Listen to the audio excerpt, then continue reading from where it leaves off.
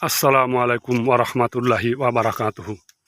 আলহামদুলিল্লাহি রব্বিল আলামিন ওয়াসসালাতু ওয়াসসালামু আলা নাবিয়িনা মুহাম্মদ ওয়া আলা আলিহি ওয়া সাহবি আজমাইন।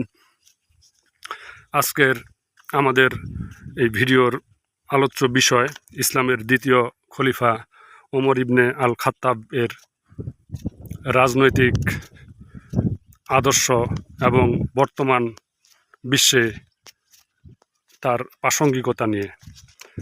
বর্তমানে পশ্চিমা দুনিয়ার রাজনৈতিক যে আদর্শ, সে আদর্শের জনক ধরা হয় ইসলামের দ্বিতীয় খলিফা ওমর ইবনে আল খাত্তাবকে। তো আমরা এই ভিডিওতে ইনশাআল্লাহ ওমর ইবনে আল খাত্তাবের রাজনীতির এবং শাসন কাঠামোর বিভিন্ন দিক নিয়ে আলোচনা করব ইনশাআল্লাহ।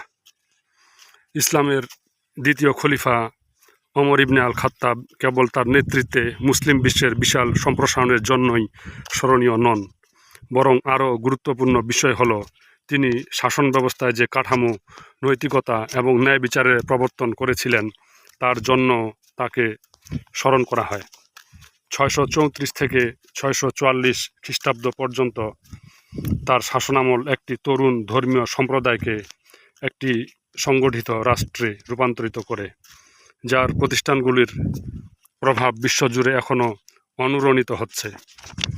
ওমর ইবনে আল খাত্তাব এর নেতৃত্ব জবাবদিহিমূলক সরকার, ন্যায়সঙ্গত আইন, সমাজ কল্যাণ এবং নৈতিক রাষ্ট্রনীতির প্রাচীনতম ঐতিহাসিক উদাহরণগুলির মধ্যে একটি হিসাবে দাঁড়িয়ে রয়েছে।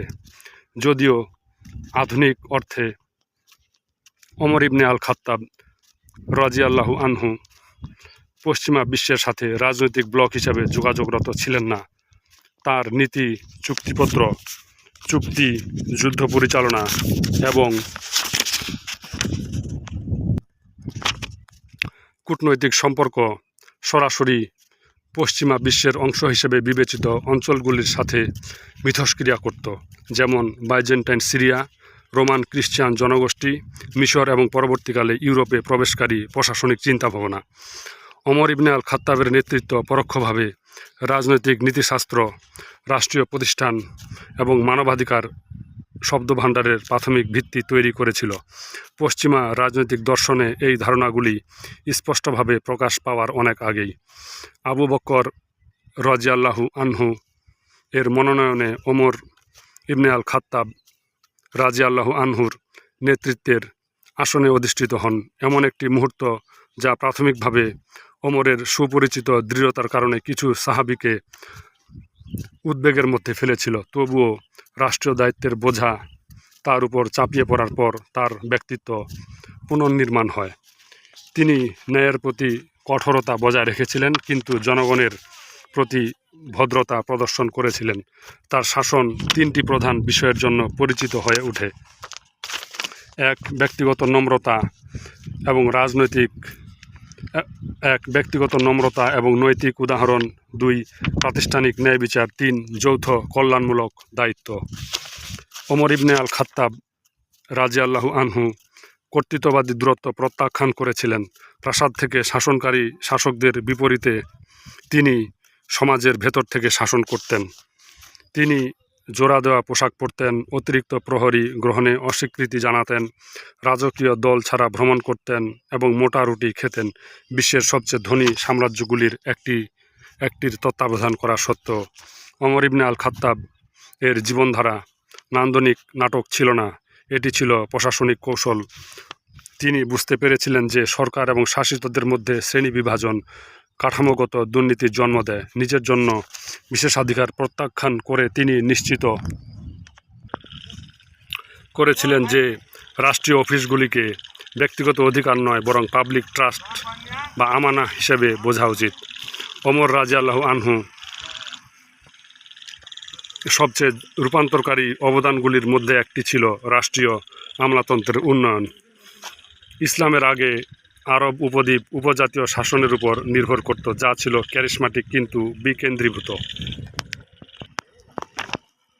ওমর রাদিয়াল্লাহু আনহু সুগঠিত প্রতিষ্ঠান বা দেওয়ান প্রতিষ্ঠা করেছিলেন, যার মধ্যে রয়েছে: 1, দিওয়ান আল জুন বা সামরিক রেজিস্ট্রি, 2 দিওয়ান আল খারাজ বা ভূমি কর প্রশাসন, 3 বায়তুল মাল বা আনুষ্ঠানিক রাষ্ট্রীয় কোষাগার, 4 জনসাধারণের আদমশুমারি, 5 ডাক রুট, 6 গোয়েন্দা নেটওয়ার্ক এবং 7 প্রাদেশিক শাসন ব্যবস্থা। এগুলো কেবল সম্প্রসারণের হাতিয়ার ছিল না, এগুলো ছিল ব্যাপকভাবে ন্যায় বিচার বজায় রাখার কাঠামো। তার শাসনামলে প্রতিটি সৈনিক নিবন্ধিত ছিলেন, কল্যাণের অধিকারী প্রতিটি নাগরিক লিপিবদ্ধ ছিলেন, প্রতিটি সরকারি ব্যয় রেকর্ড করা হয়েছিল এবং প্রতিটি গভর্নর তদারকির মধ্যে ছিলেন। যদি সাম্রাজ্য উমরের সবচেয়ে দৃশ্যমান উত্তরাধিকার ছিল, তার ন্যায় বিচার ছিল তার সবচেয়ে স্থায়ী উত্তরাধিকার। ওমর রাদিয়াল্লাহু আনহু এর আইনি দর্শন ছিল আপোষহীন। কেউই, এমনকি শাসক, রাজ্যপাল অথবা তার নিজের পরিবারও আইনের ঊর্ধ্বে ছিলেন না। ওমর রাদিয়াল্লাহু আনহু বিচার ব্যবস্থা পুনর্গঠন করেন যাতে বিচারকরা গভর্নরদের নির্বাহী ক্ষমতা থেকে পৃথকভাবে কাজ করতে পারেন। এটি ছিল যুগান্তকারী।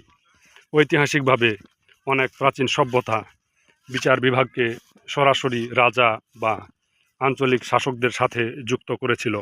ওমর রাদিয়াল্লাহু আনহু সেই শৃঙ্খলটি ছিন্ন করেছিলেন যাতে রাজনৈতিক প্রভাব দ্বারা আইনি রায়গুলিকে হস্তক্ষেপ করা না যায়।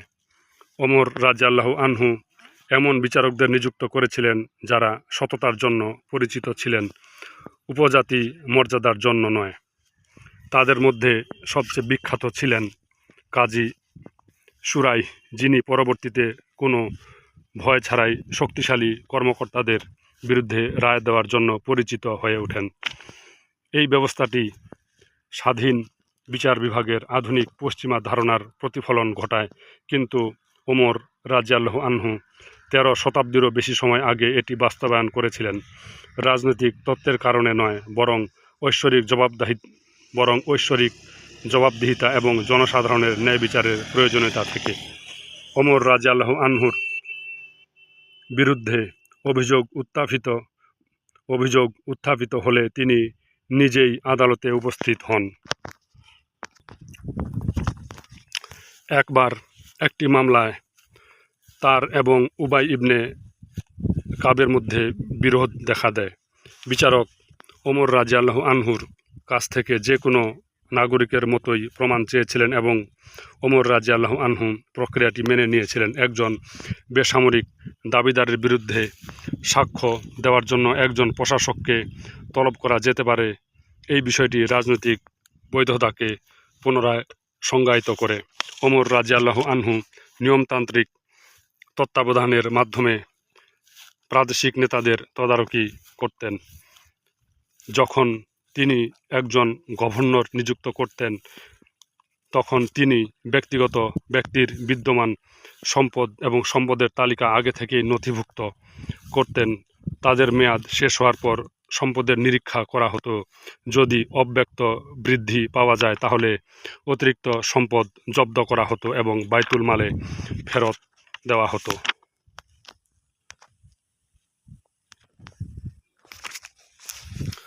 অনেক ইতিহাসবিদ এটিকে দুর্নীতিবিরোধী নীতি এবং সরকারি সম্পদের জবাবদিহিতার বিশ্বের প্রথম আনুষ্ঠানিক উদাহরণ হিসেবে দেখেন। ওমর রাদিয়াল্লাহু আনহু বিচার বিভাগের সবচেয়ে উদ্ধৃত ঘটনাগুলির মধ্যে একটি মিশরের গভর্নর আমর ইবনুল আসের সাথে সম্পর্কিত। তার ছেলে আবদুল্লাহ এক বিবাদের সময় একজন কপ্টিক খ্রিস্টানকে আঘাত করে।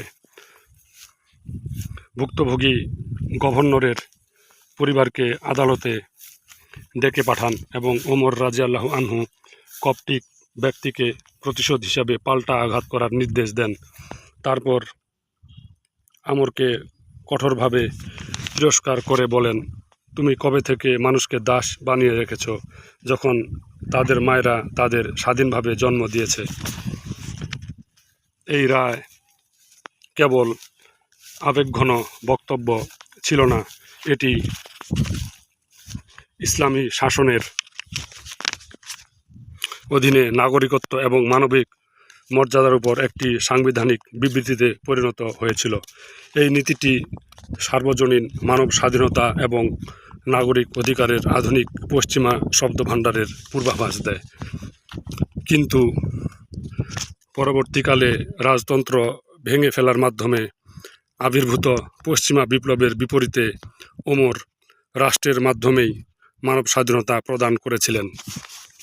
ওমরের অধীনে প্রাথমিক ইসলামী সম্প্রসারণ মুসলিম শাসন ব্যবস্থাকে এমন ভূমিতে নিয়ে আসে যা আজ পশ্চিমা বিশ্বের ঐতিহাসিক পরিচয়ের অংশ, বিশেষ করে লেভান্ট মিশরে, যা বাইজেন্টাইন পূর্বের রোমান শাসনের অধীনে ছিল। যখন জেরুজালেম শান্তিপূর্ণভাবে মুসলিম শাসনের কাছে হস্তান্তরিত হয়, তখন ওমর রাজিয়াল্লাহু আনহু ব্যক্তিগতভাবে চুক্তিটি চূড়ান্ত করার জন্য ভ্রমণ করেন, বিলাসবহুল পরিবহন প্রত্যাখ্যান করেন। চুক্তিতে নিশ্চিত করা হয়েছে গির্জার সুরক্ষা, খ্রিস্টীয় উপাসনার নিরাপত্তা, সম্পত্তির নিরাপত্তা। জোরপূর্বক ধর্মান্তরিত করা যাবে না। ওমর রাজিয়াল্লাহু আনহু পবিত্র সেপালকার গির্জার ভিতরে প্রার্থনা করতে অস্বীকৃতি জানান, এই আশঙ্কায় যে পরবর্তীকালে মুসলিমরা তার প্রতি শ্রদ্ধার কারণে এটিকে মসজিদে রূপান্তরিত করবে। তার অবস্থান ছিল সংরক্ষণমনস্ক, আইনি এবং কৌশলগত, দীর্ঘমেয়াদী ধর্মীয় ঐতিহ্য রক্ষা করা।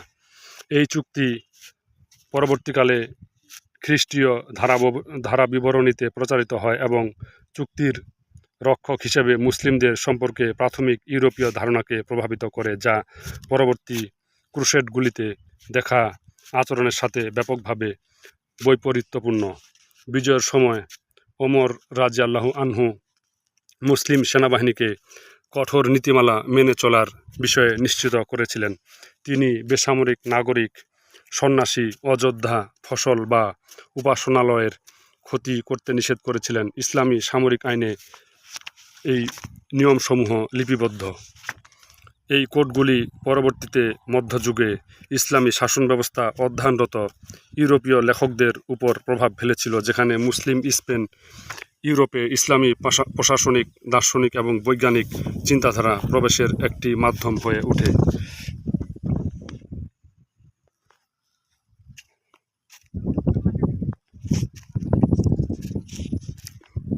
ওমর রাজিয়াল্লাহু আনহু সাসানীয় সম্রাট এবং বাইজেন্টাইন রাজনৈতিক কমান সহ বিশ্বের প্রধান নেতাদের কাছে চিঠি এবং দূত প্রেরণ করেছিলেন, যদিও তিনি সাংস্কৃতিক রাজনৈতিক অঞ্চল হিসেবে ইউরোপের সাথে যোগাযোগ বিনিময়ে ছিলেন না, যেহেতু এই ধারণাটি তখনও বিদ্যমান ছিল না। তার চুক্তিগুলি ঐতিহাসিকভাবে ইউরোপের সাথে সংযুক্ত ভূমধ্যসাগরীয় অঞ্চলে বিস্তৃত লক্ষ লক্ষ রোমান খ্রিস্টান নাগরিকদের শাসন করেছিল।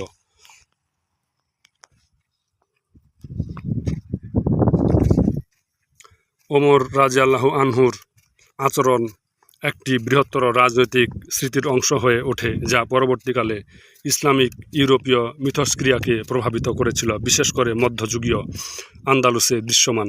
যদিও পশ্চিমা রাজনৈতিক পাঠ্যপুস্তকে সাধারণত ওমর রাজিয়াল্লাহু আনহুর কথা সরাসরি উল্লেখ করা হয় না, তুলনামূলক শাসন ব্যবস্থার পণ্ডিতরা স্বীকার করেন যে পশ্চিমা রাজনৈতিক চিন্তাধারার কেন্দ্রবিন্দুতে থাকা বেশ কয়েকটি রাষ্ট্রীয় নীতি ওমর রাজিয়াল্লাহু আনহুর শাসনামলে স্পষ্টভাবে ফুটে ওঠে।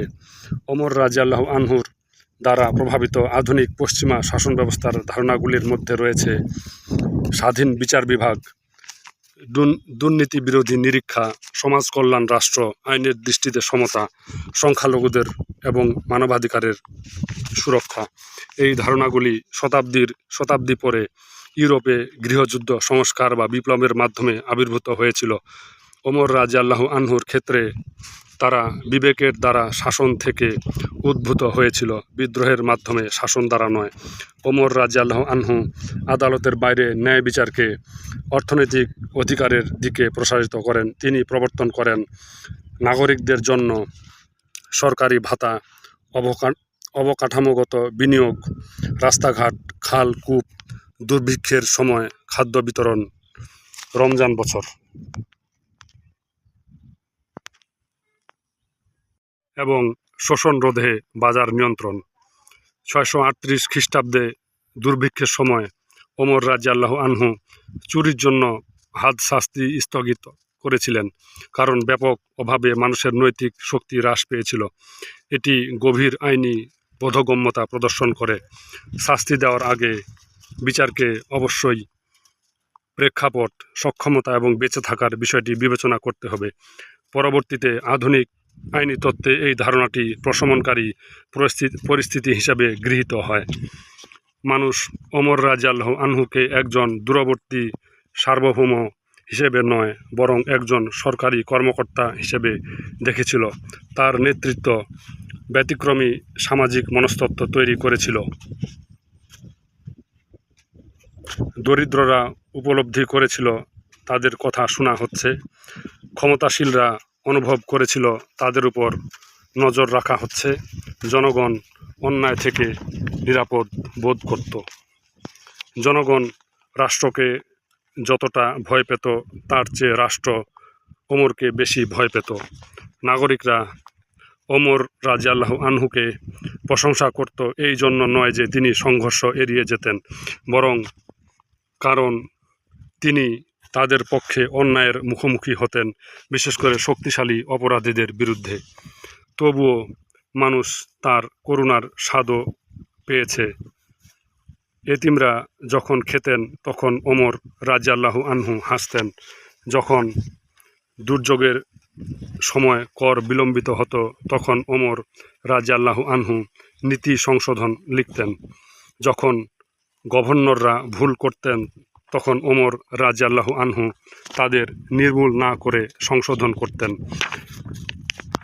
কেবল যারা অন্যায়ের সুবিধাভোগী ছিল তারাই তাকে কঠোর বলে মনে করত, অন্য সবার কাছে তিনি ছিলেন নিরাপত্তার প্রতীক। ওমর ইবনে আল খাত্তাব রাদিয়াল্লাহু আনহু কেবল একজন সাম্রাজ্য পরিচালনাকারী শাসক ছিলেন না, বরং তিনি এমন একজন শাসক ছিলেন যিনি রাষ্ট্র কী জবাব দেয় তাও পুনর্নির্ধারণ করেছিলেন। তার শাসন ব্যবস্থা পরবর্তীকালে পশ্চিমা রাজনৈতিক দর্শনের সাথে সম্পর্কিত ন্যায় বিচার কাঠামোর অনুমান করেছিল, অথচ তার ব্যবস্থা বিদ্রোহ বা ধর্মনিরপেক্ষ সংবিধান থেকে উদ্ভূত হয়নি। এটি উদ্ভূত হয়েছিল আল্লাহ সুবহানাহু তাআলার সামনে ইবাদত, দায়িত্ব এবং নৈতিক জবাবদিহিতা থেকে। ওমর রাদিয়াল্লাহু আনহুর মিথস্ক্রিয়া রোমান খ্রিস্টান জনগোষ্ঠীকে শাসন বা নিয়ন্ত্রণ করত, যেখানে চুক্তির মাধ্যমে অধিকার সংরক্ষিত ছিল, এবং তার প্রশাসনিক চিন্তাভাবনা পরবর্তীতে মধ্যযুগের ইসলামী শাসন ব্যবস্থার মাধ্যমে ইউরোপে ছড়িয়ে পড়ে, বিশেষ করে আন্দালুসীয় যুগে। আজ বিশ্ব ওমর রাদিয়াল্লাহু আনহুর শাসন থেকে শিক্ষা নিচ্ছে। পশ্চিমা প্রতিষ্ঠানগুলিতে সর্বদা নাম ধরে নয়, বরং বৈশ্বিক শাসন দর্শনের নীতি দ্বারা, যা ক্রমবর্ধমানভাবে স্বীকার করে যে একটি শক্তিশালী রাষ্ট্রকে আজও এখনও ন্যায় বিচারের সামনে নতজানু হতে হবে। ওমর রাদিয়াল্লাহু আনহুর মতে সবচেয়ে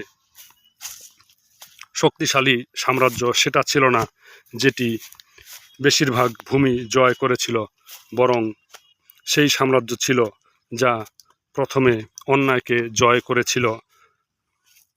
আলহামদুলিল্লাহি রব্বিল আলামিন। সুবহানাকা আল্লাহুম্মা ওয়া বিহামদিকা আশহাদু আল্লা ইলাহা ইল্লা আনতা আস্তাগফিরুকা ওয়া আতুবু ইলাইক। আসসালামু আলাইকুম ওয়া রাহমাতুল্লাহি ওয়া বারাকাতুহু।